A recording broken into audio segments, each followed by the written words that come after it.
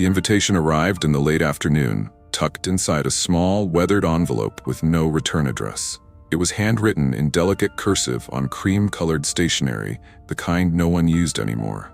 Nora stared at it, her hands trembling slightly. She had never been invited to anything like this. A sleepover at Greystone Manor, the infamous house on the hill. It was a place woven into local lore, a crumbling mansion with a sordid history and whispered tales of hauntings. Her best friend Mia was the first to suggest they accept. "It'll be fun," Mia said, her tone light, though her eyes betrayed a glint of unease. "Besides, how often do we get to spend the night in a real haunted house?" Nora hesitated, but the weight of curiosity pressed harder than caution. She nodded reluctantly, and the decision was sealed. That Friday, the pair trudged up the winding gravel path to Greystone Manor, backpacks slung over their shoulders. The house loomed before them like a sleeping giant, its towering spires silhouetted against the dusky sky. The windows, streaked with grime, reflected only slivers of the fading sunlight. As they approached, the heavy oak door creaked open, revealing a shadowy interior. Inside, a small group of strangers waited, 6 in total, including Nora and Mia. The host, a woman named Eleanor, introduced herself with an enigmatic smile. She was strikingly beautiful, but carried an air of melancholy, her voice soft as if she were speaking from another time. "Welcome," Eleanor said, her words hanging in the air. "Tonight we will uncover the truth of Greystone Manor, but first, a toast." Eleanor handed out glasses of crimson liquid, the aroma sweet yet oddly metallic. Nora sniffed hers cautiously, but Mia nudged her with a smirk. "You're not scared, are you?" she teased. Nora laughed it off, though her stomach churned as she took a sip. The liquid was cool, almost too cold, sending a shiver down her spine. The group was led to the parlor, a cavernous room with a grand piano in one corner and portraits lining the walls. Each painting depicted a figure whose eyes seemed to follow them, and the air carried a faint scent of mildew. Eleanor clapped her hands and the room dimmed as a chandelier flickered to life. "The first rule of the night," she began, "is that you must not leave the house until dawn. The second rule is simple: do not open the red door." Nora glanced at Mia, whose confident demeanor wavered. "What red door?" Nora whispered, but Eleanor continued before anyone could ask. "You'll know it when you see it." Her voice was nearly a whisper now, and an unsettling quiet settled over the group. The first strange sound came soon after, a soft tapping, rhythmic and deliberate, echoing from somewhere above. The night was only just beginning. The tapping grew louder as the night deepened, like the steady beat of a distant drum. The group exchanged uneasy glances, but no one dared to voice their fear. Eleanor, with her serene composure, acted as though nothing was amiss. She encouraged everyone to settle in and make themselves comfortable, though the chilling atmosphere made that impossible. Nora and Mia chose a corner of the parlor near the fireplace, its embers faintly glowing. The others mingled in pairs or sat alone, their faces pale and drawn. A lanky young man named Daniel attempted to break the tension. "So, Eleanor," he said, forcing a chuckle, "how haunted is this place really?" Eleanor's smile remained inscrutable. "Haunted is such a subjective term," she replied. "What matters is whether you believe in what you cannot see." Her gaze drifted toward the chandelier, its crystal pendants swaying as if stirred by an invisible breeze. The tapping stopped suddenly, replaced by an eerie silence. Then came the whispers. Faint at first, they seemed to originate from the walls themselves, weaving through the room like smoke. Words were indistinct, fragmented, but the intent was clear: malice. Nora stiffened, clutching Mia's arm. "Did you hear that?" she whispered. Mia nodded, her expression tight. Before anyone could react further, the whispering ceased. A new sound emerged, the groaning creak of floorboards overhead. The group's collective gaze shifted upward. Daniel stood, his bravado slipping. "Okay, I'm not the only one hearing this, right?" he said, his voice wavering. Eleanor rose gracefully, her movements almost too fluid. "The house is old," she said. "It speaks in its own way. Let's not dwell on it." But as she spoke, a deafening bang reverberated through the room. It was as if something heavy had been thrown against a wall. Panic rippled through the group. A young woman named Clara bolted for the door, but Eleanor's voice stopped her cold. "Remember the rules," she said, her tone sharp. "You leave and you'll wish you hadn't." Clara hesitated, her hand on the doorknob. What's out there is far worse than what's in here, Eleanor added, her words chilling in their certainty. Reluctantly, Clara stepped back, her face pale. The group gathered closer, their fear palpable. What's behind the red door? Nora finally asked, her voice trembling.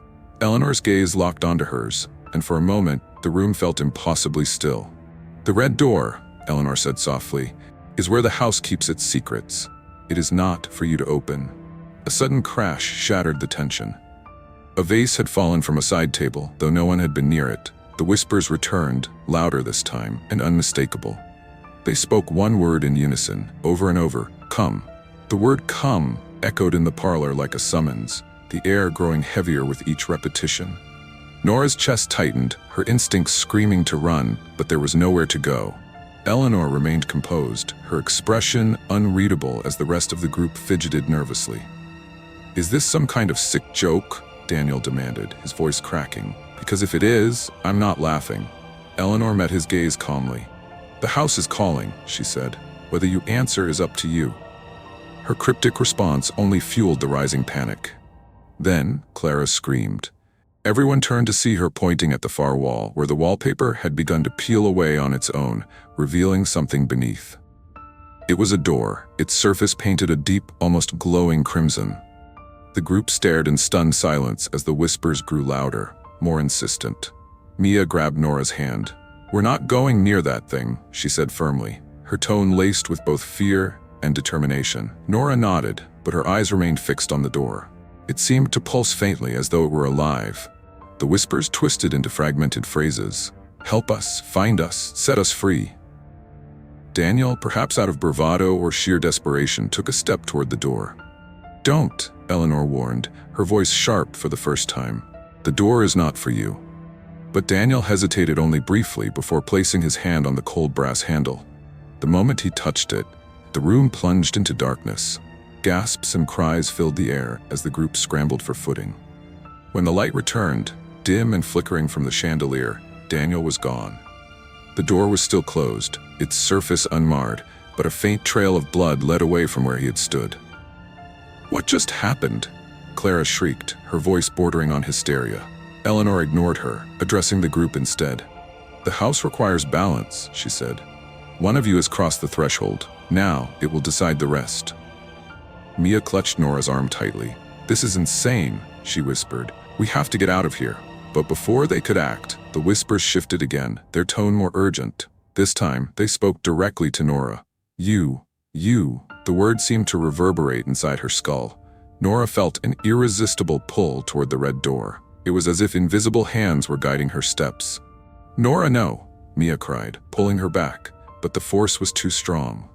Eleanor's voice cut through the chaos. If you go through, you must be prepared to face the truth. Once you see it, there is no return. The rest of the group watched in stunned silence as Nora reached the door. Her hand trembled as it hovered over the handle. Don't do this, Mia pleaded, tears streaming down her face. Stay with me. But Nora felt an odd sense of inevitability, as though she were meant to open it. With a deep breath, she turned the handle. The door swung open, revealing a swirling void of darkness and faintly glowing shapes. They moved like shadows, their forms indistinct yet hauntingly human. A cold wind rushed past, carrying a chorus of anguished voices. Nora hesitated, her heart pounding. Then, before she could stop herself, she stepped inside. The void engulfed Nora completely, its icy grip piercing her skin. She stumbled forward, her breath shallow, the world around her a swirling mass of shadows and echoes. The voices were louder here, overlapping in a cacophony of despair. They whispered her name, pleaded for her help, and cursed her presence all at once. Nora. The voice was distinct, different from the others, deeper, more resonant. It seemed to come from everywhere and nowhere. Why have you come? I don't know, she admitted, her voice trembling. I was pulled here. The swirling shadows began to coalesce, forming jagged, human-like figures. Their faces were distorted, their features blurred as if seen through a veil of smoke. One stepped forward, its movements jerky and unnatural. Do you seek the truth? The figure asked. Its voice was hollow, like wind rushing through a cavern. Nora hesitated. Did she want the truth? What could it possibly mean in a place like this? But something in her gut told her she couldn't turn back now. Yes, she said finally. The figure extended a skeletal hand, its fingers impossibly long and tipped with sharp points. Then look, it said, gesturing toward a darkened corridor that materialized ahead of her. The walls of the corridor were covered in photographs and portraits, all eerily familiar. Nora stepped closer, her heart sinking as she recognized the faces. They were the people from the sleepover. Daniel, Clara, Mia, and even herself. Each image showed them in various states of anguish, their eyes hollow and mouths frozen in silent screams. "What is this?" Nora demanded, her voice breaking. "Why are we here?" "This house does not just haunt," the figure replied. "It consumes. Every soul who enters leaves a piece of themselves behind. The red door is the gateway to the truth. The house is alive, and it feeds on your fear." Nora backed away, her stomach churning. "I don't belong here," she whispered. "I didn't choose this." The figure tilted its head, as if pondering her words. "But you did," it said. "The moment you accepted the invitation, you gave the house permission. You are part of it now." "No," Nora shouted, turning to run. The shadows lunged at her, their hands clawing at her arms and legs, dragging her down. She screamed, thrashing wildly, but their grip was unyielding. Then she heard Mia's voice, faint but clear. "Nora, come back." Mia's voice gave Nora the strength to fight. She kicked and clawed, tearing herself free from the shadowy figures. She ran back toward the corridor, the void trembling around her. The red door appeared in the distance, its outline glowing like a beacon. Bursting through the door, Nora collapsed onto the parlor floor. She gasped for air, her body trembling. The rest of the group was gone. Only Mia remained, kneeling beside her. "Nora, are you okay?" Mia asked, her voice choked with relief. Eleanor stood nearby, her face devoid of emotion.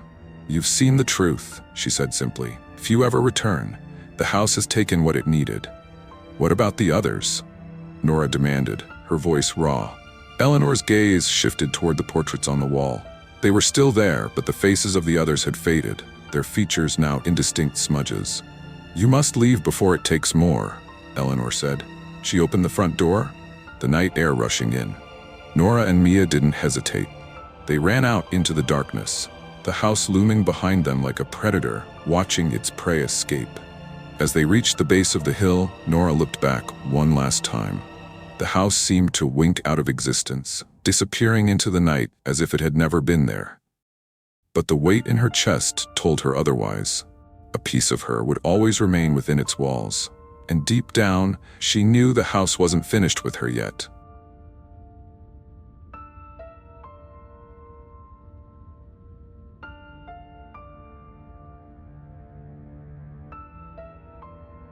It was the kind of house that seemed to breathe.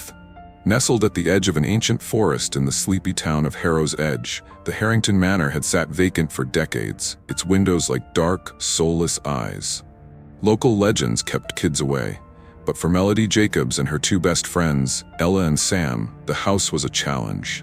When Melody's cousin dared her to spend the night there, she saw it as the perfect way to prove her courage. "I don't know about this," Ella muttered, hugging her flashlight like it was a lifeline. "Do you remember the stories? People hear things in there." "They're just stories," Melody shot back, her voice steadier than she felt. "What's the worst that could happen? A mouse runs across your foot?" Sam, the skeptic of the trio, smirked. "Yeah, Ella, a mouse, or maybe a very dusty ghost." The house loomed larger as they approached, its peeling paint and sagging porch daring them to turn back.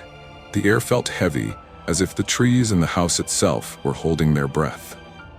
Melody pushed the door open with a groan of old wood, and they stepped into the dim, musty interior. Dust motes floated in the faint moonlight that seeped through cracked curtains. The first few hours were uneventful, filled with laughter and the occasional jump scare orchestrated by Sam. They set up sleeping bags in what appeared to be the old parlor, where a massive stone fireplace dominated the room. A grandfather clock stood silent in the corner, its face frozen at 3:13. It was only after midnight that the atmosphere shifted. "Do you hear that?" Ella whispered, her voice barely audible over the crackling of their small battery-powered lantern. "Hear what?" Sam asked, but his joking tone had dulled. Melody listened carefully. At first, there was only silence. Then, faintly, a whisper. It wasn't the wind or creaking wood. It was unmistakably a voice, low and fragmented, as if it were coming from deep within the walls. "Let's just stay calm," Melody said, though her own pulse was hammering in her ears.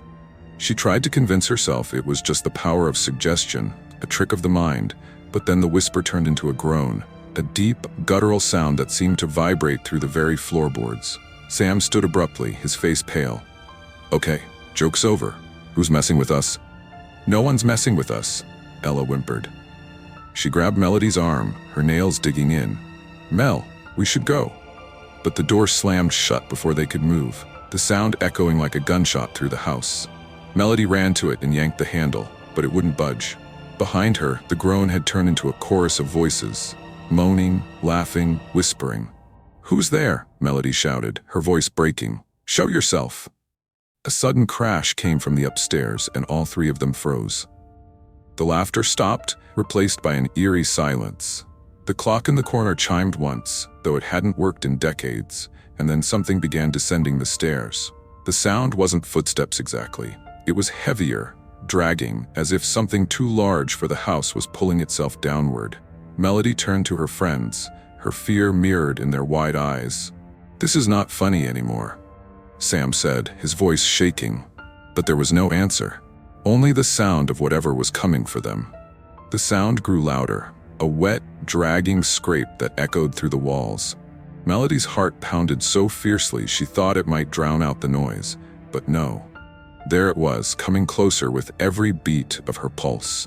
She gripped Ella's trembling hand and forced herself to step forward, her flashlight flickering as if the batteries had suddenly grown weak. Sam held up his own light, the beam landing on the staircase. The sight froze all three of them in place. There was a shadow, but it wasn't the shadow of a person. It was massive, distorted, and entirely wrong, moving with a jerky, unnatural rhythm. The air around it seemed to ripple, as though reality itself were bending to accommodate its presence. "Do you see that?" Sam whispered, his voice cracking. Melody nodded, her throat too tight to speak. The shadow halted mid-step, and for a brief, horrifying moment, it turned its head toward them. It had no features, no eyes, yet Melody felt its gaze pierce through her. Her chest tightened, and for a moment, she couldn't breathe. "Run!" she finally screamed, pulling Ella with her. Sam was right behind them as they bolted into the parlor. The room seemed smaller now, the walls closing in as the whispers returned, louder and more insistent. The temperature plummeted, their breath fogging in the frigid air. "Get the door open!" Sam shouted, throwing his weight against the front door. It groaned but refused to give way. Melody joined him, her shoulders slamming into the wood, but it was as if the house itself had locked them in. "Why is this happening?" Ella cried, tears streaming down her face. "Mel, we shouldn't have come here." Before Melody could respond, a loud crash came from behind them. They turned in unison to see the lantern they'd left on the floor shattered, its light extinguished. In the darkness, the shadow loomed again, black this time filling the entire doorway to the parlor. It moved closer, its form flickering as though it were both there and not. "Upstairs!" Melody shouted, surprising herself with the command. It didn't make sense, but instinct drove her toward the staircase. The others hesitated only briefly before following, their footsteps echoing like gunshots in the empty house. They reached the second floor, where the air was even colder. The hallway stretched out before them, lined with doors that seemed to lead into nothing but blackness. The groans from downstairs had stopped, but the whispers were everywhere now, pressing into Melody's ears, repeating fragments of sentences that made no sense. "Do you hear it?" Ella whimpered. "They're saying our names." Melody froze, listening. Ella was right. Among the cacophony of voices, she could distinctly hear her own name, spoken softly but with chilling clarity. "Melody, come stay." "Shut up." Sam shouted, kicking one of the doors open. It revealed a bedroom, its furniture covered in sheets that billowed unnaturally, as if caught in a breeze that wasn't there. "What do we do?" Ella asked, her voice barely a whisper. "We can't stay up here." "We need to find a window," Melody said, trying to keep her voice steady. "We can climb out." As they moved further down the hallway, the house seemed to shift around them. Doors that had been closed now stood open, revealing rooms filled with strange, unrecognizable objects. A cracked mirror that reflected nothing, A rocking chair that moved on its own, a dresser leaking what looked like blood. "Over here," Sam shouted, pointing to a large window at the end of the hall. They sprinted toward it, hope flickering for a brief moment. But when they reached it, they found themselves staring at something impossible. The forest outside was gone, replaced by an endless void of swirling mist. The glass itself felt like stone under Melody's fingers, unyielding and cold. "This can't be real," she whispered, backing away. A low, guttural growl rumbled behind them. They turned to see the shadow, now fully formed, standing at the end of the hallway. It didn't move, but the walls seemed to pulse around it, the wood creaking as if alive. Then it spoke, its voice a deep, resonant growl that filled the entire house. "Why did you come here?" The shadow's voice reverberated through the hallway, sinking into their bones like icy needles. Melody clutched Ella's hand tighter as Sam stood frozen, his mouth slightly open, his flashlight trembling in his grip. "We didn't mean to," Melody shouted, her voice breaking as she tried to stand her ground. "We will leave, just let us go." The shadow didn't move, but its presence seemed to grow heavier, pressing down on them. The whispers had returned, louder and more distinct now, overlapping in a chaotic symphony of anger, sorrow, and something darker. A hunger. The words swirled around them, incomprehensible except for one repeated phrase. "One must stay." "What does that mean?" Ella sobbed, backing against the wall. "What do they want?" The shadow advanced, its form flickering like a broken projection. Melody felt her knees weaken as the whispers crescendoed, and then abruptly, everything stopped. The silence was so absolute it was almost deafening. "You trespassed," the shadow said, its voice like the grinding of stone. "This place is not yours. One must stay." "Stay?" Sam croaked, his face pale. "You mean stay here? Forever?" Melody's breath caught. She couldn't comprehend the idea, the finality of it. "No," she said, shaking her head. "We're leaving, all of us. We didn't know. We didn't mean to disturb anything." The shadow tilted what might have been its head, as if considering her words. Then it moved closer, the hallway warping around it. "A choice then," it said. "Choose who stays, or all shall remain." "That's insane," Sam shouted, his voice rising in panic. "You can't just... This isn't fair." "Fair," the shadow echoed, the word dripping with mockery. "You entered. You stay. Choose." Ella clung to Melody, her entire body shaking. "Mel, what do we do? We can't. Nobody's staying," Melody yelled, her voice stronger now. "There has to be another way. What do you want from us?" The shadow paused, and for a moment the air felt less oppressive. Then it spoke again, slower this time, as if savoring the words. "The house hungers. It is bound to the living, a life for its silence." Melody's mind raced. A life? She couldn't let that happen. There had to be another way. What if we make a deal?" she asked, her voice trembling. "We'll leave and promise never to come back. We'll tell everyone to stay away." The shadow seemed to shift, its form darkening. "A deal," it said, almost mockingly. "A promise is air. A life is blood. The house feeds." Sam turned to Melody, his face tight with fear. "Mel, we have to figure this out fast. This thing isn't bluffing." "Do you think I don't know that?" she snapped, the weight of the situation crashing down on her. She turned back to the shadow. "What if I stay? Will you let them go?" "Mel, no," Ella cried, grabbing her arm. "You can't do this." The shadow didn't answer immediately. It seemed to consider her words, its form flickering like a dying flame. "One stays, the others go. Decide." Tears streamed down Ella's face as she gripped Melody's arm tighter. "We can't leave you here. Please, Mel, there has to be another way." Sam paced, his breathing shallow. "We can fight it. Maybe if we destroy something in the house It won't," Melody interrupted. Her voice was calm now, steady. "You heard it. The house is alive, and it won't stop until it gets what it wants." The shadow loomed closer, its presence nearly suffocating. "Time is thin," it growled.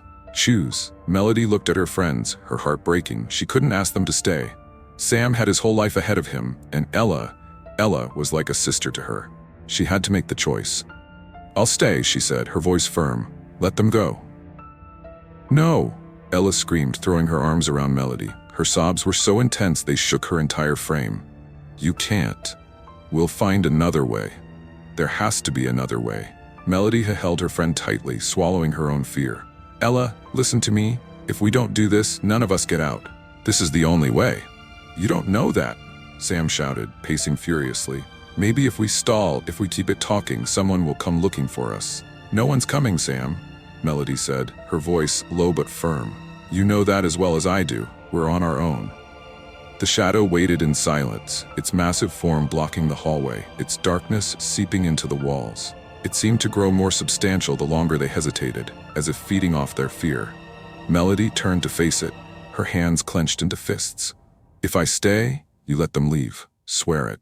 The shadow's form twisted, and the air around them grew even colder. When it spoke, its voice was quieter, but no less menacing. A life for the house. The others are free. No, Ella shrieked again, pulling at Melody's arm. Melody, please, don't do this. Sam stopped pacing and stared at Melody, his expression stricken. This isn't right. You can't do this. Not for us. I have to, Melody said, her voice trembling but resolute. You two have lives to live. You can get out of here, warn people, make sure no one else gets trapped like this. It's the only way this ends.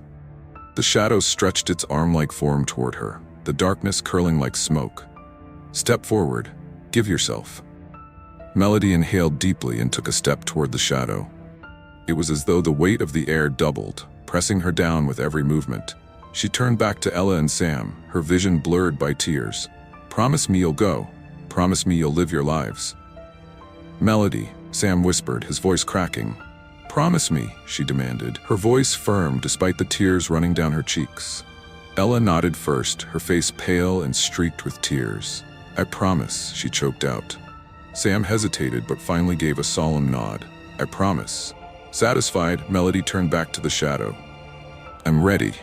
The shadow enveloped her in an instant, the darkness swallowing her whole. She felt a crushing cold, as though the house itself were pulling her apart piece by piece.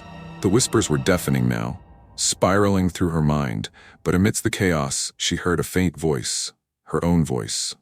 Whisper back. It's okay, they're safe now. Ella and Sam screamed as the shadow seemed to implode, dragging Melody and all the darkness within itself. The hallway became blindingly bright for a moment, and then everything fell silent. The oppressive air lifted, the whispers stopped, and the house grew eerily still. The front door creaked open. Ella stumbled forward, her body trembling, her voice barely audible. Melody? Sam grabbed her arm and pulled her toward the door. We have to go. She did this for us. We have to go. But, Ella sobbed, looking back at the empty hallway. We can't leave her. We promised, Sam said, his voice hollow. We have to keep our promise. Together they ran out of the house, the cold night air hitting them like a shock. When they turned back, the Harrington Manor stood silent and still, its windows once again dark and soulless. Ella collapsed to her knees, her sobs racking her body, while Sam stared at the house, his fists clenched. She saved us, Ella whispered, her voice broken. She saved us, and now she's still here, Sam said quietly, his eyes fixed on one of the upper windows. For just a moment, they both saw it. A faint figure, standing in the window, watching them. Melody, her face was calm, almost peaceful, as though she were saying goodbye. The figure faded, and the house returned to its lifeless state. Sam helped Ella to her feet, and they began the long walk back to town, their hearts heavy with grief and guilt. The Harrington Manor stood as it always had, silent, imposing, and hungry. Inside, the whispers began anew, and somewhere deep within the walls, Melody Jacobs became part of the house's eternal secret.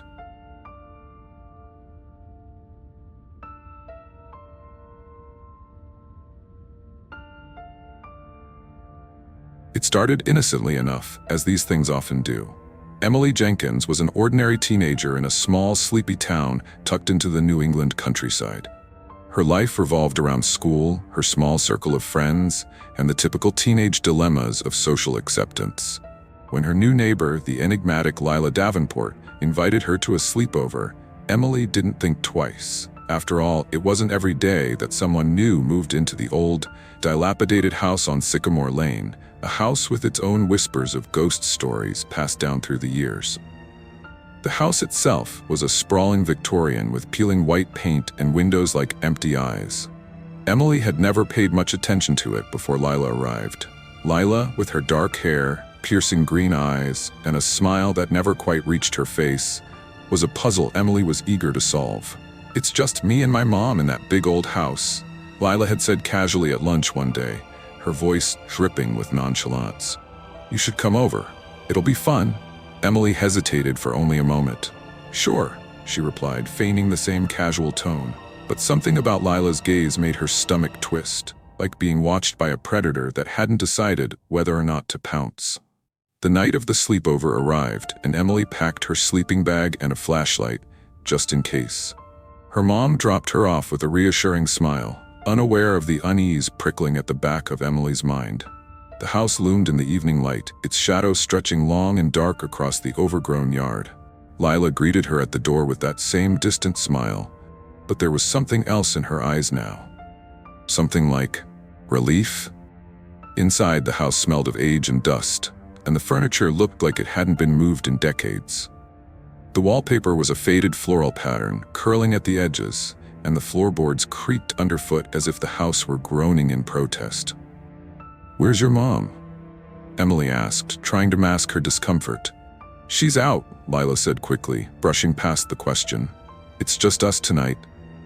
Emily followed her upstairs to a bedroom that felt oddly out of time. The furniture was antique, the bedspread quilted with intricate patterns, and the air was tinged with a faint, sweet scent, like roses just beginning to rot. Lila flopped onto the bed and patted the spot beside her. "So what do you want to do first?" As the night wore on, Emily couldn't shake the feeling that something was off. Lila's stories became increasingly bizarre, centered around the house and its history. "They say the original owners vanished one night," Lila said, her tone almost gleeful. "Just poof, no trace. And then the next family? Well, they didn't last long either." "Why not?" Emily asked, her voice quieter than she intended. "Let's just say they weren't alone," Lila replied cryptically, her green eyes glinting in the dim light. A sudden knock echoed through the house, making Emily jump. "What was that?" she whispered, clutching her flashlight. "Probably just the wind," Lila said, but her grin widened unnervingly. "Or maybe it's them."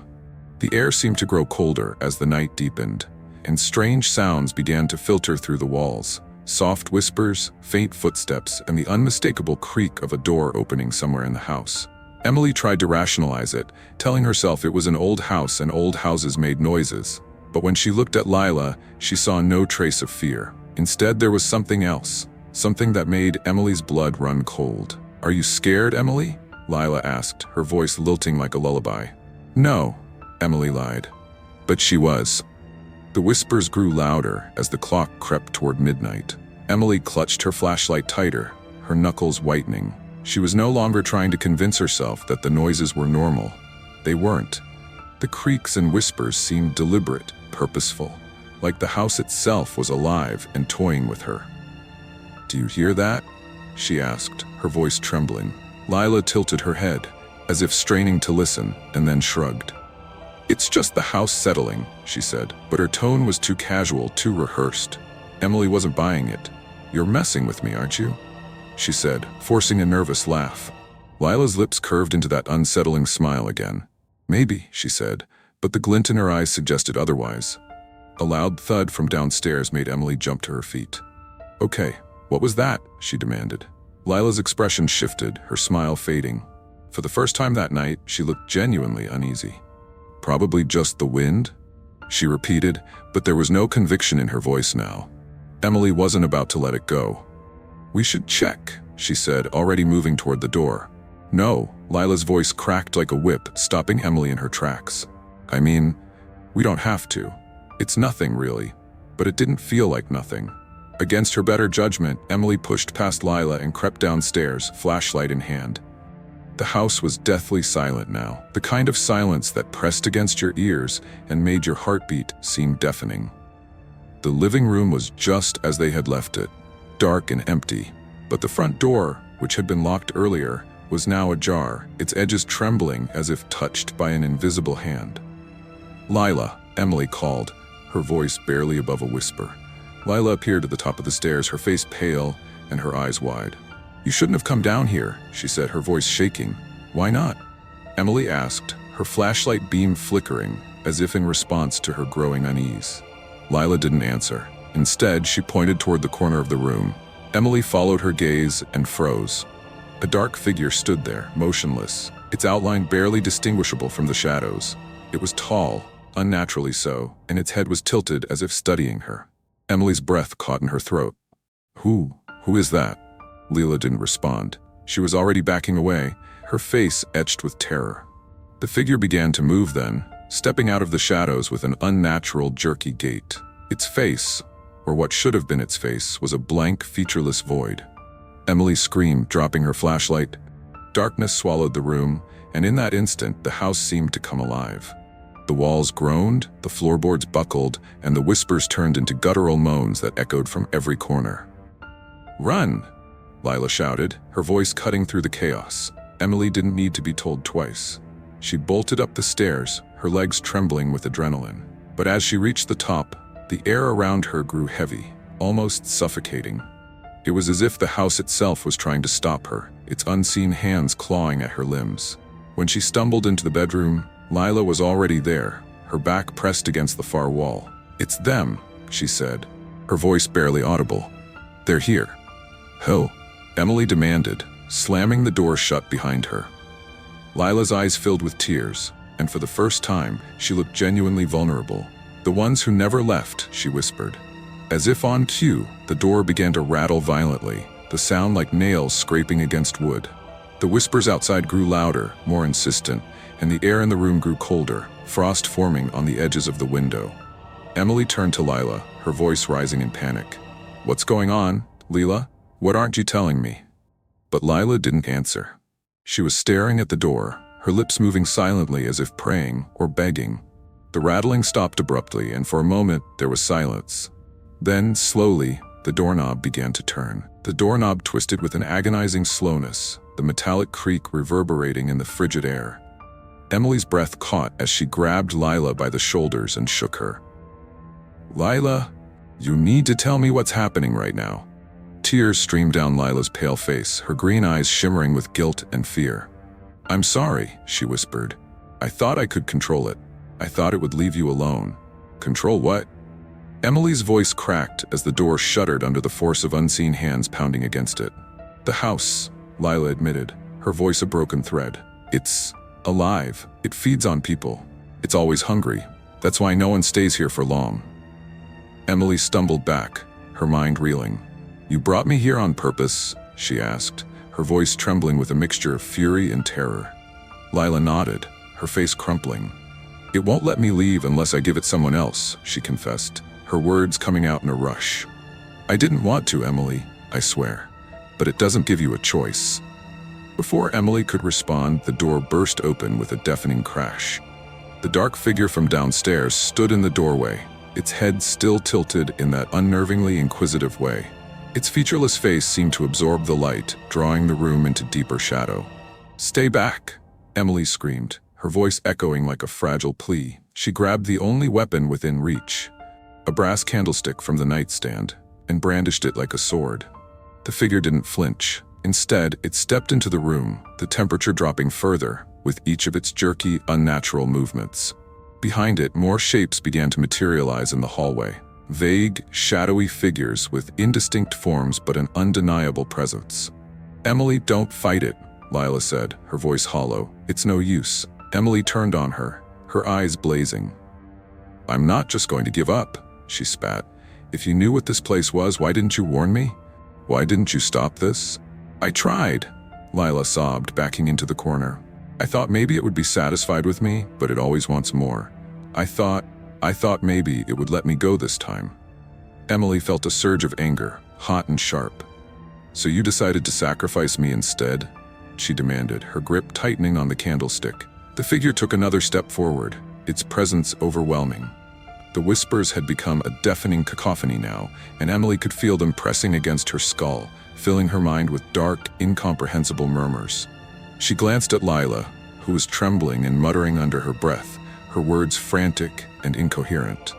"I'm not going to die here," Emily said firmly, more to herself than anyone else. She turned and hurled the candlestick at the figure with all her strength. It passed through the shadowy form as if it were nothing but smoke. The figure paused, tilting its head further, and then raised an arm, or something that resembled an arm. Emily felt an invisible force wrap around her chest, lifting her off the ground and slamming her into the wall. "Stop it!" Lila screamed, her voice cutting through the chaos. She ran forward, placing herself between Emily and the figure. "Take me. Just take me instead." For a moment, everything stopped. The figure froze, its faceless void seeming to consider Lila's offer. The whispers quieted, leaving only the sound of Emily's ragged breathing. "Lila, no," Emily gasped, struggling to her feet. "It's the only way," Lila said without looking at her. "I brought you here. This is my fault." But the figure didn't move toward Lila. Instead, it turned back to Emily, its shadow stretching toward her like a living thing. Emily could feel its malevolence, its hunger, and something deeper, a terrible, inescapable truth. "It won't stop," Lila said, her voice breaking. "Not until it has both of us." The room seemed to shrink as the shadows closed in. Emily could barely think over the oppressive weight of the whispers, now a relentless roar in her ears. Lila's words hung in the air like a noose. "Not until it has both of us." "No," Emily said, her voice shaking but resolute. "I'm not gonna let it win." Lila turned to her, tears streaking her pale face. "There's no winning," she said, her voice barely above a whisper. "There's only surviving." The dark figure stepped closer, its featureless face mere inches from Emily now. She could feel its cold, suffocating energy pressing against her chest, draining the strength from her limbs. But as the shadows reached for her, something inside Emily snapped. An instinct to fight, to defy. She grabbed Lila's arm and yanked her toward the door. "Come on," she shouted, her voice cutting through the chaos. Lila resisted, digging her heels into the floor. "You don't understand," she cried. "You can't run from it. It's everywhere." But Emily wasn't listening. She dragged Lila out of the room, the shadows clawing at their heels. The hallway was a maze of darkness, the walls warping and shifting as if the house itself were alive. Doors slammed shut behind them, and the air was filled with a chorus of guttural moans. "Where's the front door?" Emily yelled, her voice rising in panic. Lila shook her head, her face twisted in despair. "It's gone. It always disappears when it's feeding." "Then we make a new one," Emily said, her jaw set with determination. She spotted a window at the end of the hall and ran toward it, her grip on Lila's arm unrelenting. The glass was warped and filthy, but beyond it she could see the faint outline of the overgrown yard. Freedom was just a few feet away. The shadows surged forward, their forms twisting and writhing like living nightmares. Emily picked up a wooden chair and hurled it at the window with all her strength. The glass shattered, the sound sharp and deafening in the oppressive silence. "Go," Emily shouted, pushing Lila toward the opening. But Lila hesitated, her green eyes filled with a mixture of fear and resignation. "It won't let us go," she said, her voice trembling. "You don't know what it's like. It never lets go." Emily grabbed her shoulders, shaking her. "Then we make it let go," she said fiercely. "But I'm not staying here to die, and neither are you." The shadows were almost upon them now, their forms stretching toward the girls like black, skeletal hands. Emily climbed onto the windowsill and pulled Lila after her. The jagged glass bit into her palms, but she didn't care. She kicked off the ledge, dragging Lila with her, and they tumbled into the yard below. For a moment, there was silence. Emily lay on the cold, damp grass, her body aching from the fall. Lila was beside her, staring up at the shattered window with wide, disbelieving eyes. "Did we?" Lila began, but her words trailed off as the house groaned, its walls shuddering like a living creature in pain. The shadows pooled at the window, writhing and churning as if searching for them. But they didn't cross the threshold. Instead, they seemed to retreat, sinking back into the house as the whispers faded into a distant murmur. Emily sat up, her breaths coming in ragged gasps. "We're out," she said, her voice hoarse but filled with relief. Lila didn't respond. She was staring at the house, her face pale and unreadable. "It let us go," she said finally, her tone tinged with disbelief. "Why?" Emily asked, her mind racing. Lila turned to her, her green eyes glinting in the moonlight. "Because it got what it wanted," she said, her voice barely audible. Emily's stomach dropped. "What are you talking about?" Before Lila could answer, the house let out a final, bone-chilling groan, and the front door swung open. Inside, the darkness churned like a living thing, and a faint, ghastly figure appeared at the threshold, a figure that looked just like Emily. She staggered back, her blood running cold. The doppelganger smiled, a twisted mockery of her own expression, before the door slammed shut, leaving only silence behind. Emily turned to Lila, her heart pounding. "What just happened?" Lila looked away, her expression haunted. "You don't leave the house," she said softly. "Not really. It takes a piece of you with it." Emily stared at the house, the weight of Lila's words sinking in. She knew, deep down, that she would never truly be free of it. And as the shadows in the house stilled, a faint whisper carried on the wind, a promise that sent shivers down her spine. "It's not over."